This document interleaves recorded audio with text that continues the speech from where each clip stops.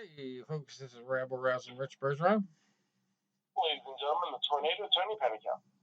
And second Tom Paget with the red hot crystal ball. Tom, you better fire that thing up this weekend. You better go. We are ready to go, buddy. We are ready to go. Well, I was in New Hampshire today, so it didn't do me any good, Tom. I should have called you earlier. I could bet. I can't bet in Maine. I really wanted to take some time to see if I could possibly write an article on this one, like a preview on the big fight this weekend. Unfortunately, and I don't know if I got to talk to you guys about it last week. Well, first of all, let's give Rich his new nickname, Hey Yo Rocky. You know, that was a good shot, buddy. Oh, Rich, hey, you got a good chin, brother. Well, I'll tell you. And I could just picture us in the corner. You know, Tony's got the end swell. You know, all right, 10 seconds. Okay, seconds out. You know, all right, you killer. I've had some bleeding wounds. But nothing like that one. I've had some head wounds. I've gotten staples before, but this one, I didn't even know what hit me until like the next day. The guy told me. But I had, oh man, that's a good feeling. I had done a cut, and I was like gently pulling the tree, like so it would fold over and fall down. And there was a piece of it still stuck up in the other tree, and I guess a branch broke from above and just came down and stabbed me right in the face. So I saw like a big flash. I think I went down on a knee, and then I got up and I just put my hand right on it, you know, and thankfully it's basically all my years of military school and them telling you with trauma care. Like we always did these drills, we always did like tutorials, like anytime you're out in the field, you ought to know basic first aid. You know, so I know basic like how to freaking sustain a chest wound if somebody has one. You put like a credit card over it and you just wrap it with tape. Something like that. You want to seal that wound, I guess. Then there's like other tricks and stuff I remembered, and you know, obviously the number one thing is when you have a bleeding situation, you want to put pressure on the wound. So that's what saved me, because I probably would have passed out and needed an ambulance if I didn't get like a bunch of paper towels on it immediately. But I ended up getting the paper towels on it, and then down at the hospital, they just kept giving me gauze to put on it. And I just sat there in the waiting room and stemmed the bleeding. And by the time the surgeon got to me, you know, he actually was able to tell me it didn't look bad. But the best part about the whole experience as a writer, back on, because we're still active. Yeah. So maybe he lost his connection, but we're still on. Can you hear me? Oh, I can hear you now. There we go.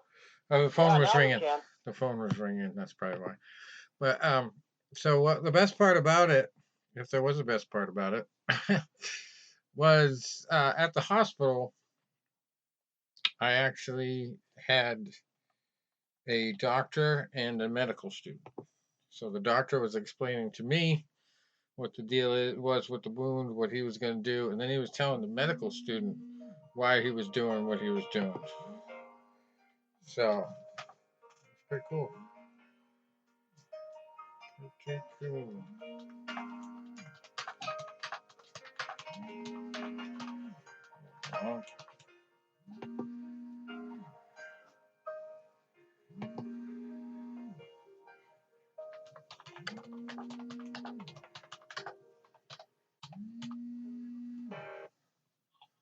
All right. Rich, when you can, I'm back. Hopefully we can hear you. I'm back. There he is. My lawyer keeps calling me. Sorry. Oh, your lawyer? Yeah. So, as I was trying to say, I had a medical student and the doctor in there at the same time. So the doctor was telling the medical student why he had to do what he had to do. And then he was telling me what the deal is with the wound, you know, what's going to hurt, what's not going to hurt, all that.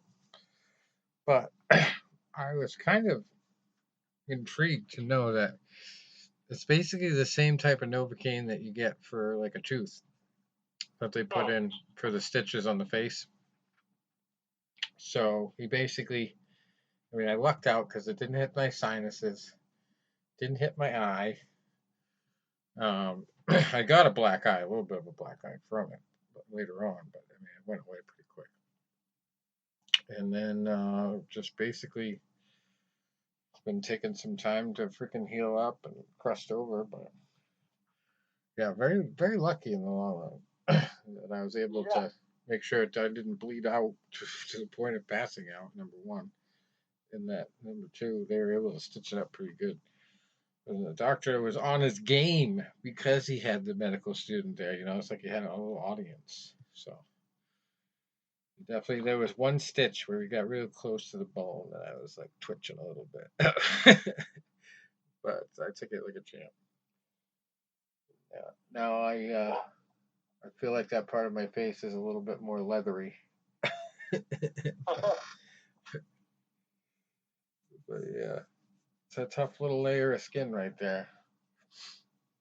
I was surprised, very surprised I did not break my nose or any cheekbones or anything like that. And I'm thankful that I didn't end up paying for any of that CT scans or any of that bullshit.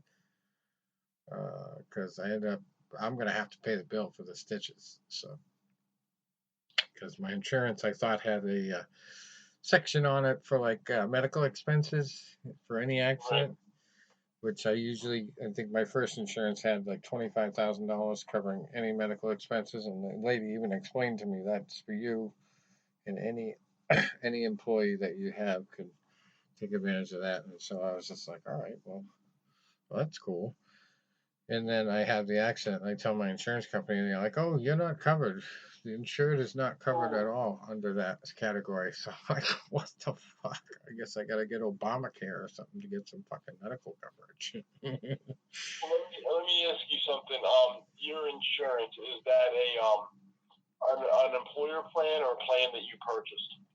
Oh, it's a plan I purchased from Ohio Mutual, and it's just basic Okay. liability, $2 million policy, 1 million for occurrence, I up to would, two occurrences. before if you get any bills before you pay them, call the insurance company. I always tell this because remember this is what I do. Yeah. And this is what I've done for 10 years now. I always tell people before you pay anything, call the insurance company and say, hey, I got this bill. Can we look at the claim on file and then say, to see if there is an appeal option. Yeah. To say, hey, they paid 50%, or they didn't cover something because of a liability. You ask if there's an appeal option on there. Anything you can do to get them to even cover some of it. I mean, this is just stuff from experience that I know. Yeah. Well, thankfully, I have the money to pay for it. So, and I really did think the surgeon did a fabulous job.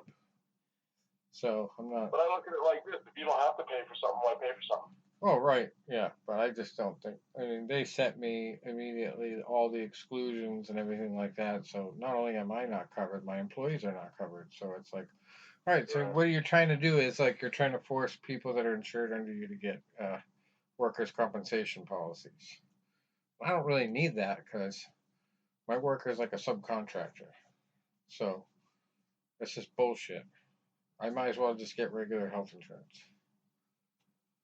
Because it's gonna be cheaper. A workers' compensation policy is like $4,000 with them. So I was like, forget about it. So anyway, it is what it is. I'm just hoping it's under $2,000. You can always do this. It could have been worse. So you Yeah. look at it like that. Oh, definitely. It could have been a much bigger tree. I know we didn't get a chance to talk last week, and last week, was a rough week.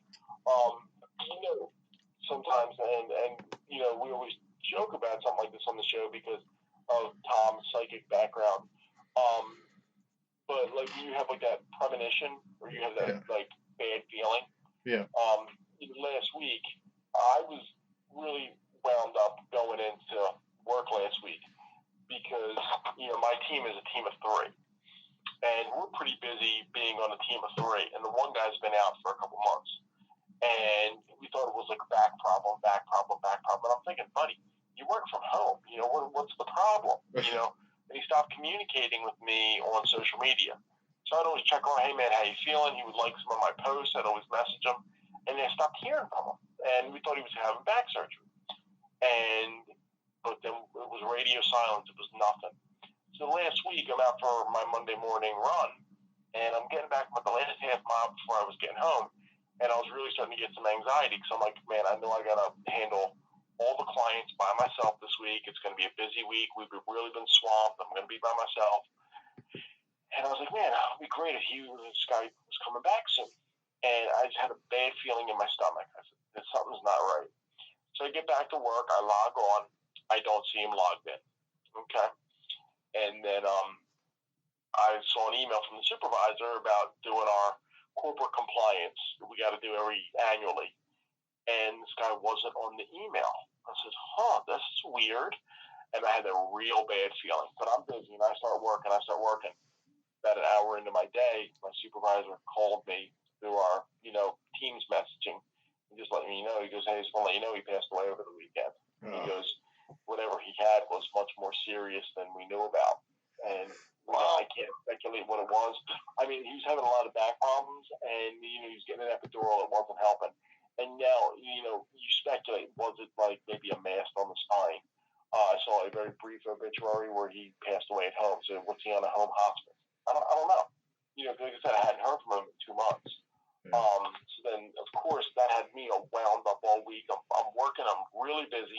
I'm by myself, and then you have the shock because not only was he a colleague, but he's somebody I considered a friend. I only knew him through work, and I only met him in person once when I was training a class 5 years ago. He didn't join my team until last year, so I only met him once. But it was somebody, when there were days that I was wound up, he'd be the one I would call to kind of talk me off the ledge. And, that was a tough pill to swallow. So, last week was a little rough, but on the positive side, I don't know if I know, Rich, I know you saw it, Tom, I don't know if you heard, the local radio station, the KYW news station in Philadelphia, did a big article on me, a big feature. And it's funny how things work in life. I was talking to somebody a few weeks ago on Twitter about going to a game. I said, someone's like, I'm going to this game, whatever. I said, well, look out for me. I'm going to be in section whatever. I'll be in the Elks game outfit. And this one guy, I don't know him, likes it, retweets it, and he messages me on Facebook, and he goes, hey, I've heard of you. I know who you are. And he goes, I've seen some of your posts. And he goes, I would like to do a feature story on you. It's like our fan of the week. I said, oh, absolutely. He goes, we just don't want to talk to you, but we want to talk to people about you. So I post a message looking for people to be interviewed. Well, my one coworker that trained me 10 years ago goes, that guy was a roommate of mine when we were in school. He's like, I'll absolutely do the interview. So this whole big feature gets written on me. I'm in this grocery store last week, and a woman, because it was on the radio too, a woman walked in, she goes, you're Tony Tornado. I'm like, yes, I just heard you on the radio. I'm like, oh my God. She goes, well, I know your mom too. She goes, I know you are. And she goes, oh my God, I just heard you on the radio, and I'm like standing right next to you. Today, I'm at work. I get a notice on LinkedIn, the professional social media, that the CEO of Independence Blue Cross shared that article and called me out by name. Nice. Wow. Yeah. I mean, the CEO of Independence Blue Cross, with how many thousands of employees, just, shared my article and called me up by name. I'm like, Tom, I'll have to send you the link to it because it talks about, me growing up as a fan and how I became what I am. Yeah, please do. Yeah, I think you'll like it. Yeah, I got to sit down and listen to the whole interview. Did you get up real early Tuesday morning and watch those fights from Japan? No, I didn't, but I did read a couple snippets of Tommy Rainone was posting stuff about anyways, Jab, I guess, was owning the fight early. Yeah, I just watched it today, and there was so much trash talk about Fulton, not giving a good performance. I thought he gave everything he had. You know what? I mean, I actually saw Stephen Fulton as a curtain jerker.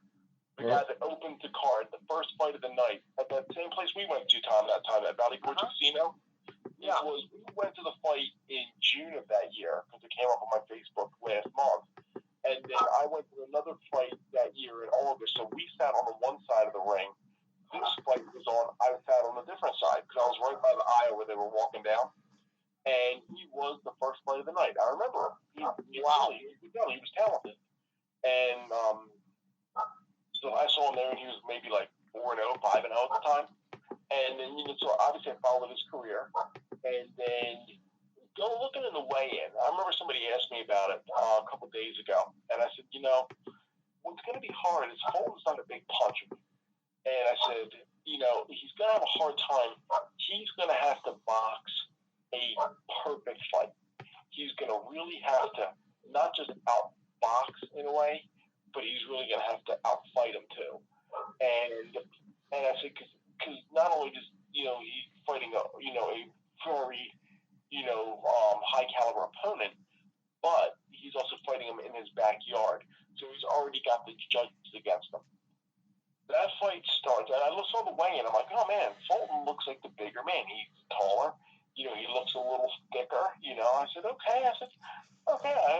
Maybe we got a shot at this. Call him the monster for a reason. That first round started, and Fulton was keeping his distance. He was boxing him.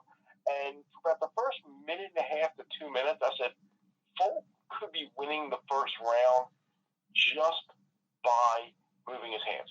He's not landing anything, but anyway, he's not throwing anything. So by process of elimination, Fulton could be winning this first round. Then Inoue started punching. And I'm like, oh, shit. And I walked into that first round, I'm like, nope, got to give it to Inoue. And then the second round, it became a little bit more lopsided. And then a little bit more. And Fulton was backing up, and I'm like, this guy's going to start getting momentum. And when he does, it's not going to be good. And even the announcers, like Tim Bradley was saying, like, listen to the sound of his punches. Listen to the sound of them. And he goes, it sounded like even his jab, when they were blocked, sounded like somebody was hitting a side of beef with a baseball bat. And he was so precise, just quick, precise, his timing. Fulton just didn't have any answers. No. But I mean, I think he showed a ton of heart. He never stopped trying, because I read some people that were really upset with him. But I mean, hey, I think he did everything he could have done. I mean, maybe he could have thrown a little more, but he had a moving target in a sense too. He was getting countered. And the thing is, like, he had a moving target, and even the times that he would throw punches, it was like any type of counter would, back him off. So he was getting no momentum on any of those punches.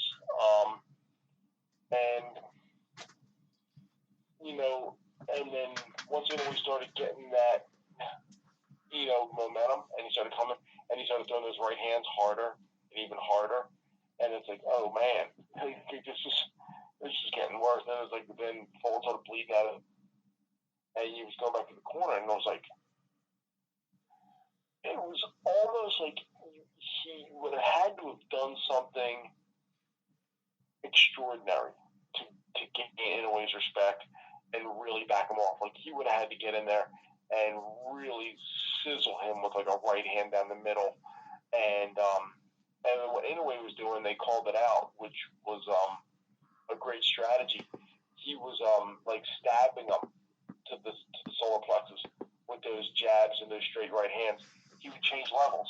He'd throw the jab up towards the face and bring Fulton's hands up, and then he'd drop and he'd throw that straight right to the solar plexus. And you could tell it started just taking the juice right out of him. And then even when he would throw that jab to the body, it was a heavy, hard jab, and it was like you could hear him, like, every time it would hit Fulton in the body, you'd hear Fulton do that, like that's knocking the air right out of him. And it was unfortunately, like, Tuesday morning. I mean, normally on Tuesdays, like, I'll go to the gym and then I usually get home at 8 and I log right into work. My car was in the shop for a couple days, and so I couldn't go to the gym. I went out for a morning run, did my room, got to the house, boom, got in, and literally they were just getting in the ring.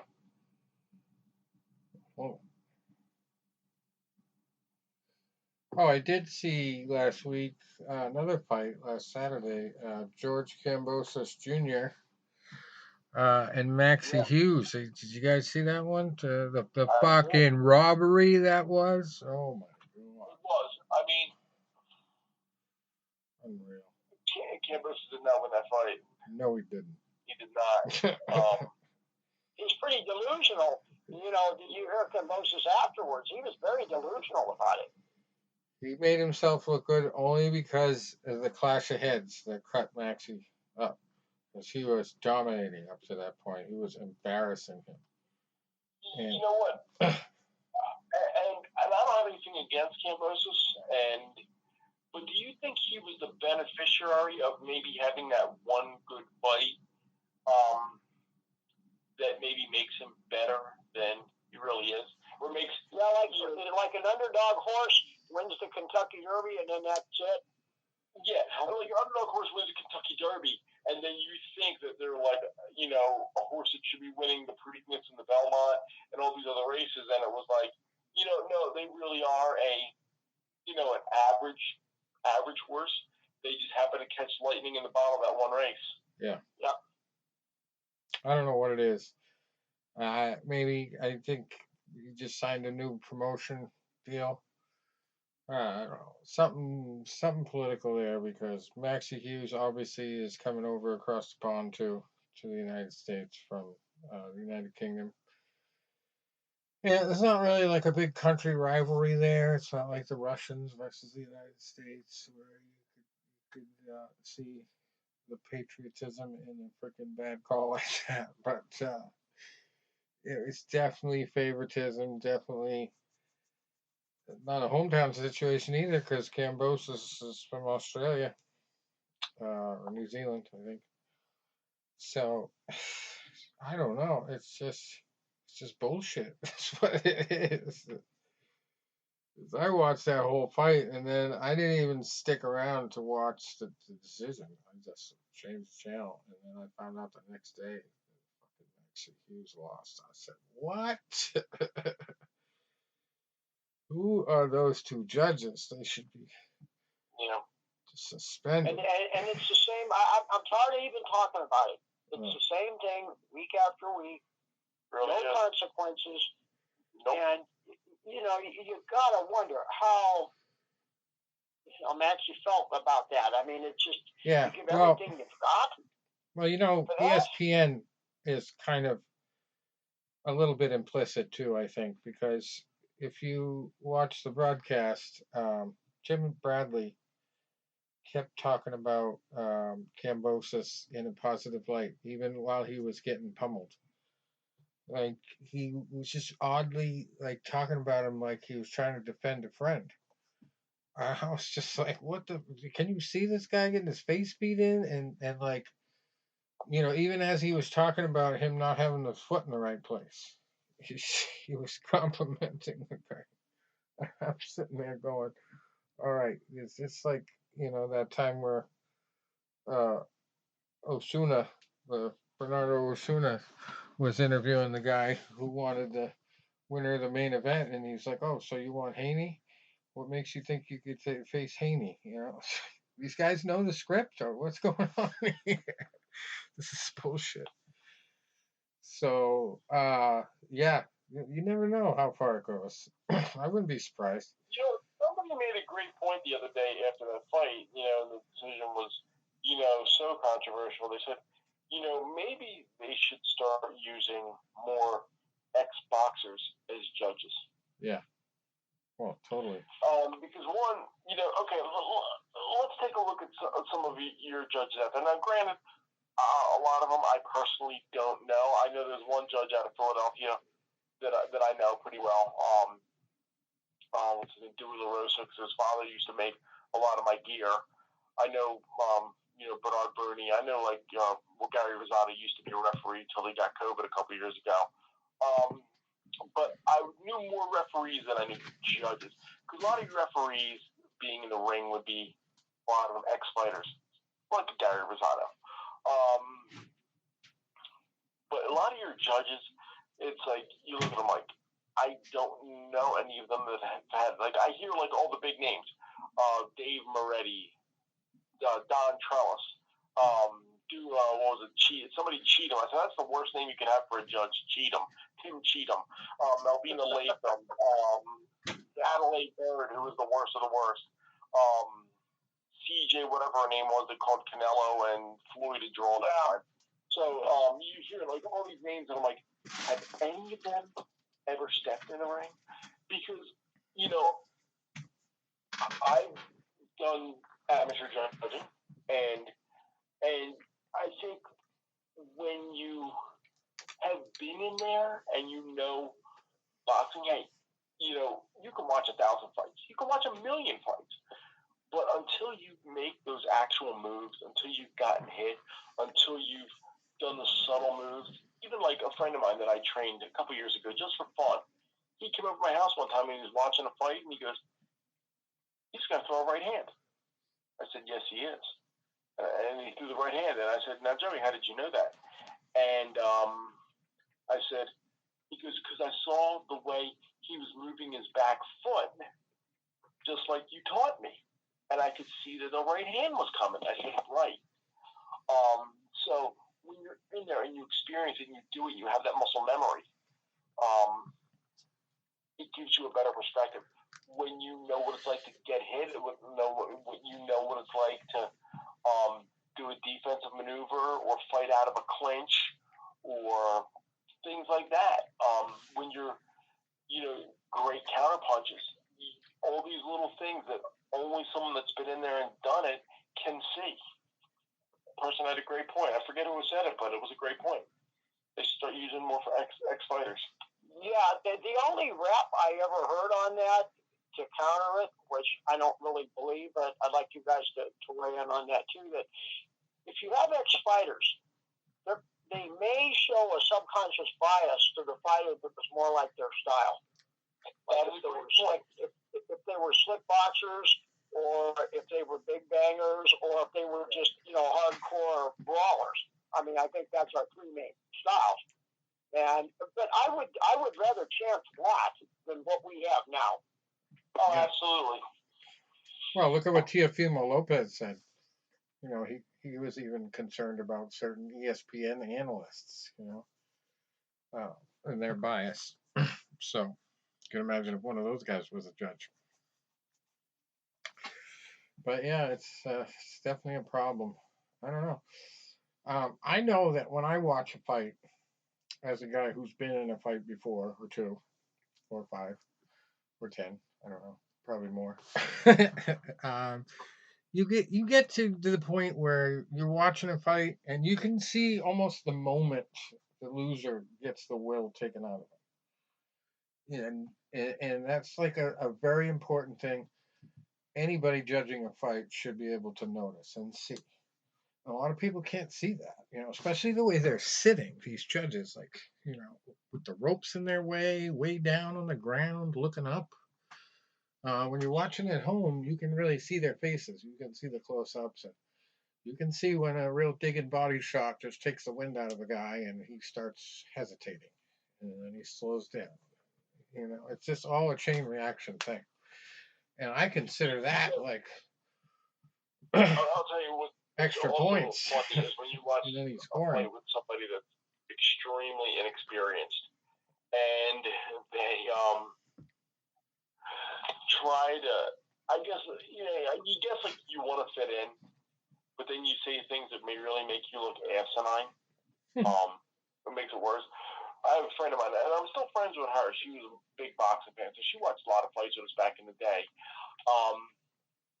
But she was dating a guy, and he was just one of those guys that was he would come over basically to get drunk. That was his thing. He wanted to drink, right? And so he'd come over, and he would get so drunk his face would turn real bright red. He almost had like that Irish like red face when his last name was Foley. So he had that real Irish look on his face, and his face was bright red. And then he started like, and he started trying to start talking, and he'd be making no sense. And then he would try, and he would get louder. Because the less sense he made, the louder he got. And we're like, oh God, this guy's watched one fight. Now he thinks, he's writing the Marcus of Queensberry. So he was always entertaining, not always in a good way. And then I had another guy who has since passed away. He used to go out with my cousin, and he liked boxing, but really the only fighter that he really knew was Rocky Marciano, of all people. So every time you'd be talking about a fight, he would bring up Marciano, So we were watching a fight. I'll never forget what fight it was. It was Marco Antonio Barrera and Nazim Hamed. And that was a fight when Barrera really old school boxed the piss out of Hamed. And we're watching this fight, and we're all rooting for Barrera. And he's really, he's boxing his ears off. And then this guy out of nowhere, come on, start fighting him like Marciano would. And I'm like, why would he turn into a face-first slugging brawler when he's clearly boxing his ears off, which Marciano would never do? The guy, every fighter you would watch, fight like Tyson, fight like Marciano. Yeah, no. Find some other guys to discuss. Right. Well, we got a lot of boxing coming up. Not just the big matchup on Saturday, but also some ESPN Plus fights tomorrow night from the Palms Casino Resort, no longer owned by the Fertitas. Now it's with the Native Americans. That's out in Vegas at ESPN Plus on the TV. We've got a couple title fights, 10-rounders, female fight for the big titles.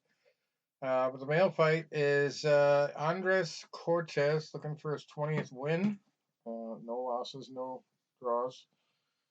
Totally undefeated at 19-0. He's fighting Xavier Martinez, who is 18-1. That's for the WBC USA Silver Super Featherweight title, which is vacant because it's been at the Engravers for 2 weeks. It's a long title, man. The other fight, number 2 in the world, Sinisa Estrada. She is 24-0. This is a 10-by-2 fight, so 10 rounds, 2 minutes, and she's fighting number 4 in the world, Leonela Paula Udica, at the whopping weight of minimum weight, 19-1-3. I don't believe I was minimum weight for longer than 2 or 3 years when I was a kid. I'll never get back to minimum weight, that's for sure. That one's for 2 titles. Leonela is 19-1-3, by the way. And that's for the WBA World Minimum Weight title and the WBC World Minimum Weight title. Then we have number 33, Abraham Nova, 22-1, fighting Jonathan Romero. Does not have a rank at super featherweight. He is 35-1 though. That's a tough fight. And Carlos Valderas, also on the card at lightweight, 14-1, fighting Nahir Albright, who is 15-2. And then we got Rohan Polanco, 9-0, fighting Cesar Francis, who's 12-1 at super lightweight. And we have a Dante fight of the week. Dante Benjamin, 7-0, fighting William Langston, 8-3. And speaking of Francis, we have not talked about the Francis Ngannou Tyson Fury fight that has been signed. That's a pretty big deal. Apparently, it's I think it was double. They said his career earnings in this one fight he'll make. Ngannou double his UFC career earnings. So that's not going to be a good signal to send to the UFC fighters who are under these strict contracts where they can't box. But I'm going to love it if it reverberates through the whole league and creates some issues, because they definitely need to work out some better deals with their fighters, as we know. But I don't know the totals as far as how many millions of dollars each fighter's getting, but they make the deal. There's no special fight rules. It's straight up boxing. So everybody's expecting Ngannou to get wiped off the face of the earth. But you never know. You never know. He could surprise a lot of people. I'm not betting on it, but definitely it's an exciting concept. I'd like to see him do well, you know. I don't think he's going to win, like I said, but I'd like to see him at least show have a good showing, as they say. But we will see. The deal has been done. Then we got some fights over across the pond for a bunch of titles at Super Bantamweight. And Liam Davies, number 12 in the world at Super Bantamweight, he's 13-0, fighting Jason Cunningham, who's 32-7. For a bunch of titles: BBBFC, British Super Bantamweight, EBU Super Bantamweight, and WBC, WBO titles, international Super Bantamweight titles there. And then we got another undefeated fighter, Ethan James, 11-0, fighting James Moorcroft at welterweight. That's for the WBO European welterweight title. And that's on Saturday. And of course, the big fight we've been talking about. Normally, I would not brag about it, but Max Kellerman has come out and said he thinks that Errol Spence is going to win too, just like I thought back when we first discussed this. Well, you know, this is a fight, and honestly, it's an evenly matched fight. It's an evenly matched fight between two world-class fighters. Now, well, the hope is that we don't run into what we had with Mayweather and Pacquiao a couple years ago, where the fight was too little, too. I was talking to my dad about it, and he said, you know, how do you feel on this fight? I said, Dad, I'm leaning towards Terrence Crawford. And the reason I'm leaning to Bud is he's a little bit more versatile. He'll switch up between orthodox and southpaw. He's a great counterpuncher. And I just think and we discussed this a few weeks ago, and we disagreed. I thought that Bud had a little bit better of a resume. You guys said you thought Spence had a little bit better of a resume. I thought the guy Bud fought gave him a little bit more of a push to where, if things get down to the nitty-gritty, he might be able to dig down just a little bit deeper. And now, I said the one thing that concerns me that would lean me towards Spence is, this is one of my big questions here, is Bud is notoriously a slow starter. Go back and watch his fight with, it was a cute boy, Christ, I'm forgetting his name. But even go back to his fight with Hank Lundy. You know, Bud gave up one of those first few rounds. He had a fight against the Cuban boy, and he was losing. You know, he lost those first 2 or 3 rounds. It looked like the other guy was just too quick for him. Yeah. And then, but once he started landing his shots, it was like, next thing you know, he's scoring 3, 4, and 5 knockdowns and winning by an impressive TKO. Yeah, a lot of people don't know how to handle that power that he has. He's just got flash knockout power, and he makes adjustments, and he's a late starter. He makes great adjustments. So you can tell he has have a to watch high for him. ring IQ. My concern is if he gives up those first 3 or 4 rounds of Spence, and lets Spence control the distance and control the action and build up a couple rounds on points, Spence can then fight in a more controlled manner and use that cushion. Well, Spence is going to be prepared, I think, for that secret wins talent the first 3 rounds. that Terrence and then has. over the next 9 rounds, Bud wins 5-4. You just lost 7 rounds to 5 because you gave up those first 3 rounds. Similar to what happened in the Leonard Hagler fight, when Hagler lost those first 4 rounds by lack of activity, and then couldn't catch up on the cards. Yeah. Definitely. Spence comes in at 28-0. Crawford 39-0. So look at the big win number 40 in a row. And obviously no losses. So this is somebody's always got to go fight of the week for sure. Bunch of titles: IBF, WBA, Super, WBA Super World was welterweight title, and then WBC and WBO World welterweight titles. So 4 of them. And obviously, there's kind of there's controversy, I guess you could say, with both of them. Errol Spence had that big accident. How far has he come since then? Is he still as good as he used to? People are going to ask that question. And Terrence Crawford has had a lot of inactivity.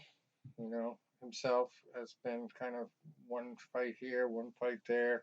He's moved management teams. Was just under Bob Arum, now changed. Errol Spence is the PBC guy. Yeah. So obviously he's like their flagship fighter. However that works into judging and all that, I don't know, but you'd think if it goes to a decision, it's going to be Errol Spence Jr. Because Terrence obviously ruffled some feathers leaving Bob Arum and then wanting to go to the freaking Daniel Kinahan guy too. I don't think he ended up doing it, but that was circulating that he was trying to go to him, which would be really good for his political future in boxing. And then this is one that when you watch it, basically what you want is a couple things. Obviously, you want a very good, very exciting, very competitive fight, and you want the right man to win. So if it's a good fight and it's close, you want the right guy to win. Yeah. I mean, that's. Yeah, I think it could go either way. I really like Spence just because I think nobody like Spence has gone up against Crawford and has been able to really showcase the boxer versus power puncher dynamic with him. And Errol is just a masterful boxer. He's just something special. And I don't know. I just think Terrence is kind of like Fedor in his final days. Like he can handpick opponents and win, but once he goes against an all-star these days, I think he's going to have a tough day at the office. And this is it, Saturday. I think he's going to have a reality check. But I could be wrong. Another guy on the card is a pretty exciting fighter, Nonito Donaire.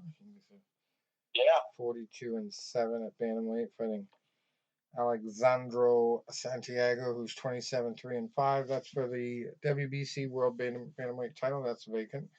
And then we've got Isaac Cruz, number 11 at lightweight, 24-2-1, fighting Giovanni Cabrera, who is undefeated, 21-0. That one's for 2 titles: WBC Silver Lightweight title and WBO Latino Lightweight title. It's good to see a Latino title between a couple guys with Latino names, so that's a step up for the boxing community.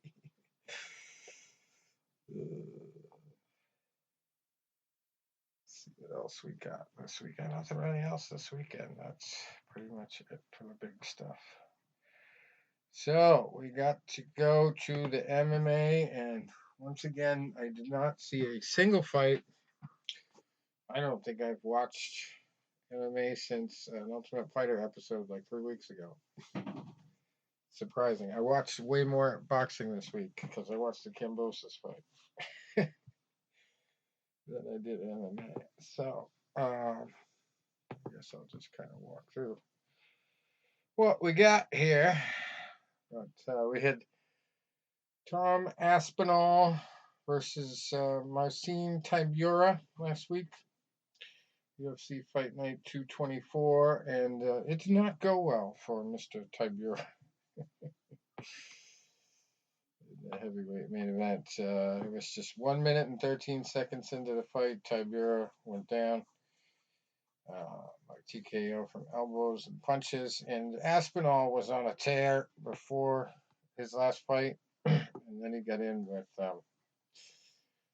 Curtis Blades and just lasted 15 seconds because it was just a freak injury. His knee went right out on him. But obviously he looked good here. Didn't have to waste too much time at the office. Just a minute and 13 seconds. And Marcin is not like, world championship material, but he's definitely a big name in the sport. He just had a real tough match with Blagoy Ivanov. Went to decision, got the win there. So yeah, and you remember, Rich, he'd won 7 out of his last 8 fights. Yeah. So Aspinall, and then have you heard what Bisping said about him? I thought I did read something about Bisping having an interview with him and wrestling with him behind the scenes. Bisping feels that the same thing will happen to John Jones if he fights Aspinall. And Jones went on a tweet barrage. Oh yeah, and I did see that. just tweeted him back and said, "Hey, chill out, mate." Yeah. So Aspinall, I guess, is going to fight God next, and then if he gets past him, who knows? Yeah.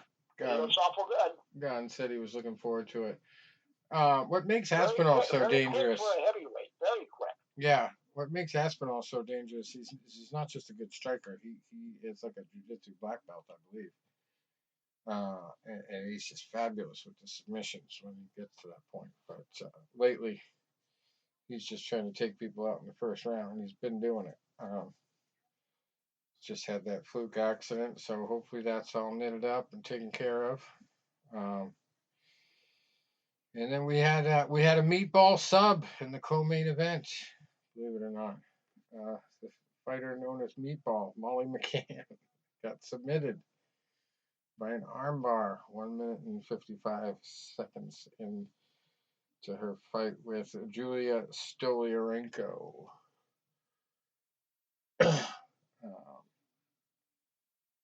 And then Nathaniel Wood before that, beating Andre Feely by unanimous decision. And then Paul Craig beat Andre Muniz by TKO from some elbows in the second round, 4 minutes and 40 seconds into that round. And before that, we had a couple unanimous decisions. Fares Ziam over Jai Herbert and Lebron Murphy over Joshua Kulibayo. Daniel Marcos beating Davey Grant by split decision earlier in the night. Johnny Parsons over Danny Roberts by TKO with just 3 seconds left to go in the second round for the bell. That's quite the knockout. Joel Alvarez over Mark Diakiese by Bravo choke submission, 4 minutes and 26 seconds in to the second round. Michael Parkin at heavyweight beating Jamal Pogues by unanimous decision. We had Makhmud Muradov beating Brian Barberina by unanimous decision as well. Ketlin Vieira over Pani Kianzad by unanimous decision.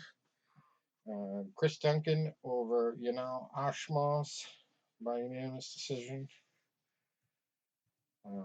Bruna Brasil over Shauna Bannon by unanimous decision. And then the first fight of the night, Jafal Filo over Daniel Barres.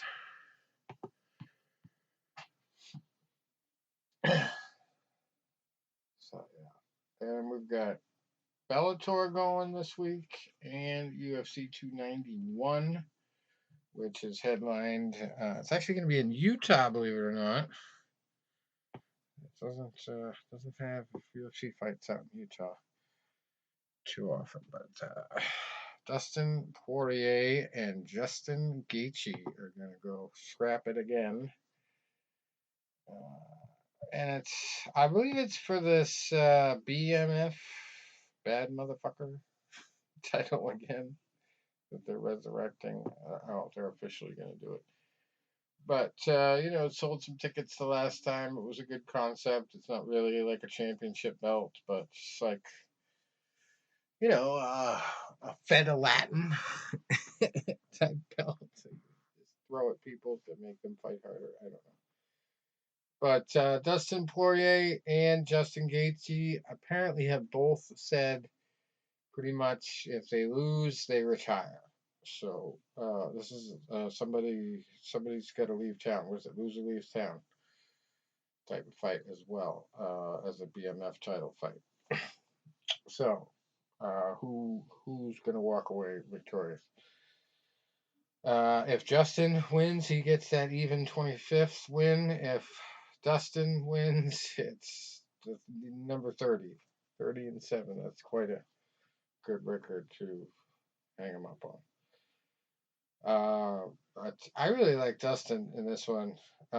Justin really looked good in his last fight. He boxed more than I've ever seen him box. He was very smart about his technique against a real killer type. So I don't know. I just think Justin's reach is going to win the day, and it's got a little bit more experience. But I could be wrong. Justin Gaethje's got the knockout power.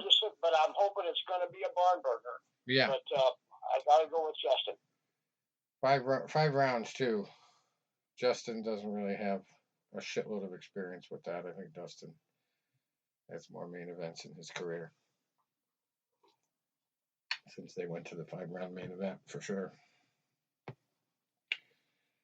Oh, then the co-main event, Jan Blachowicz. Talk about milestone win. He's looking for win number 30 himself, or loss number 10.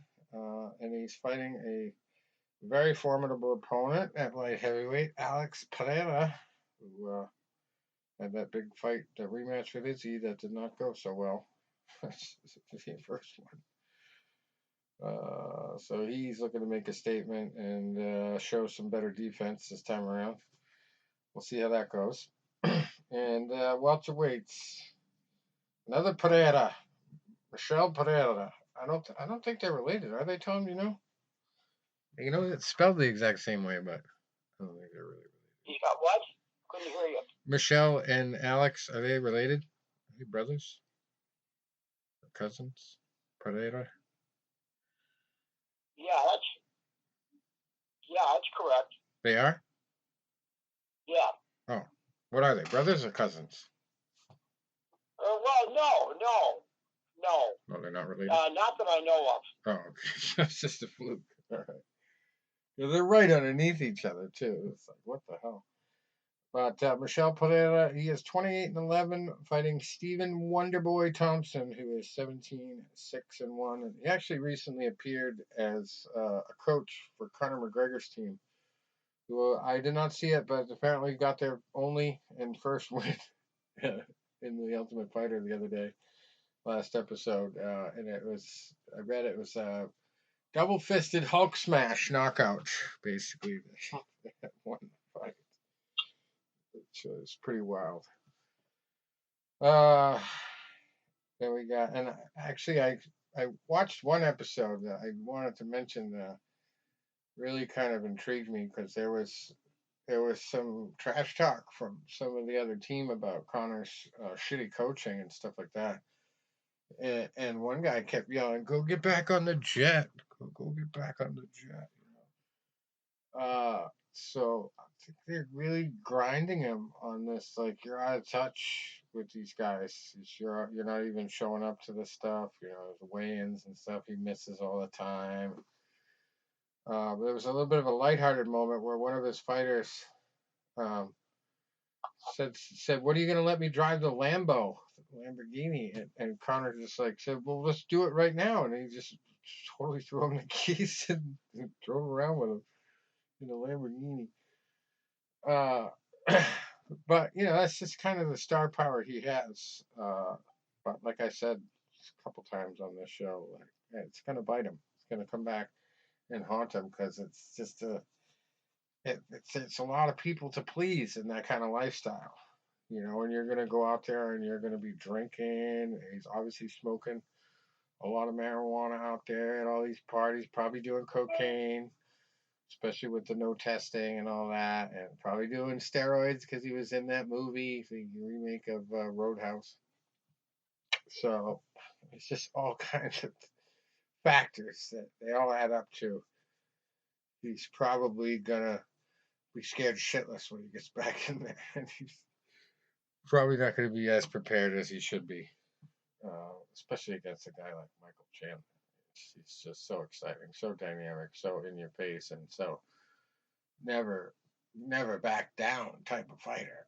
So good luck, Connor. Anyway, Tony Ferguson back in action as well on this UFC 291 card. 25-8 at lightweight, fighting Bobby Green, who's also looking for win number 30. He's 29-14-1.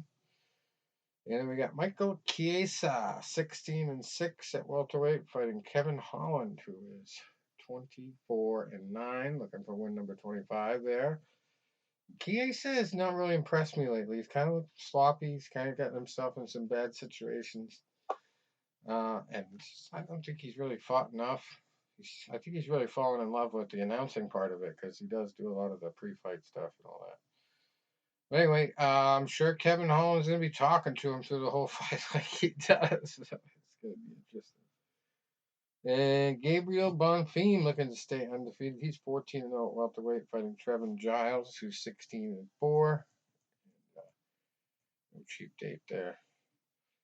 Derek Lewis, 26-11 at heavyweight, fighting Marcos Rogerio de Lima, 21-8-1. That'll be interesting. I like Marcos in that one, Derek. Derek is kind of on the fade from what I've seen. Anyway, middleweight barn burner here. Roman Kopylov, 10-2, fighting Claudio Ribeiro, who's 11-3. Then we got another welterweight fight. Jake Matthews, 18-6, fighting Darius Flowers, 12-5-1. CJ Vergara, 11-4-1 at flyweight, fighting Vinicius Salvador, 14-5. And then we got Matthew Semmelsberger, 11-5 at welterweight, fighting Euros Medik, who is 8-1. The female fight starts off tonight. Miranda Maverick, 11-5 at flyweight, fighting Priscilla Cachoeira, who is 12-4. So that one's Saturday night in Utah. Don't know what the time situation is going to be. But knowing the UFC, they're probably still going to have the main event card start at 10. 2 a.m. watching UFC fights. Bellator and Rizin are doing a co-promotion from Super Saitama Arena, or the Saitama Super Arena, I should say, in Saitama, Japan. And Pitbull, or no, Patricky, the brother of Pitbull. I think they both call themselves Pitbull, but Patricky Freire, he is 24-11, fighting Roberto Satoshi de Souza, who is 15-2. That's a 161-pound catchweight main event. And then, of course, we've got some Japanese fighters. So title fight at flyweight. Makoto Takahashi, he is 16-1-1, fighting Kyoji Horiguchi, who is 31-5. And then we got flyweight females, Kana Watanabe, 11-2-1, fighting Vita Arteaga, who is 7-5. We got Magomedov, actually, who is 19-3 at bantamweight, fighting Danny Sabatello, who's 14-2. And then welterweights, very evenly matched, Andrei Koreshkov, 26-4. And Lorenz Larkin, who has 25-7. It's a very small Bellator card, but I'm sure the matchmakers thought this one through. That's probably going to be a huge time difference. Probably on right now for all I know. It says July 29th, but that could be today. No, it's probably tomorrow, actually, because of the time difference. But we will see. Anyway.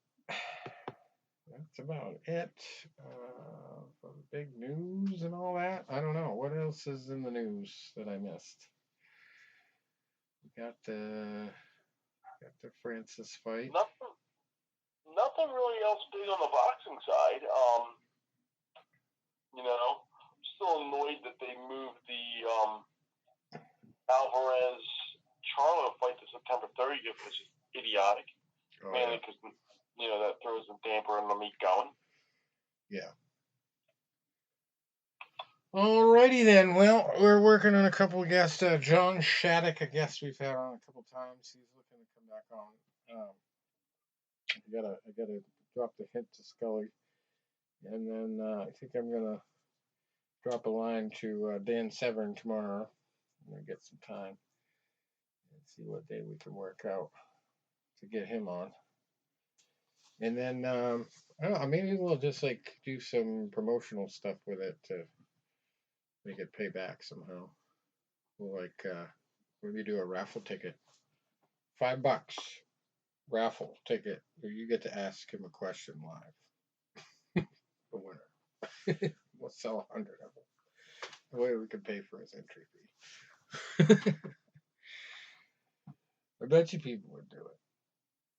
And I got like not only the website, but I've got that ZionSucks.com profile that has a lot of MMA followers on Twitter. So we'll see. But either way, it'll be a good investment. Get some more eyeballs on the thing. On the show. Or ear balls. I guess that's not a thing. Ear holes. All right, guys. Well, until next week, that's all for us. Thanks for stopping by. All right, guys. Big weekend, and I guess we'll be sleepy Sunday morning, but that's the price, huh? Worth it, right? Yeah. Yeah. Gonna see some Salt Lake licking. A couple screens on in different floors, but I'll survive. All right. All right, guys. Let's enjoy it. See ya.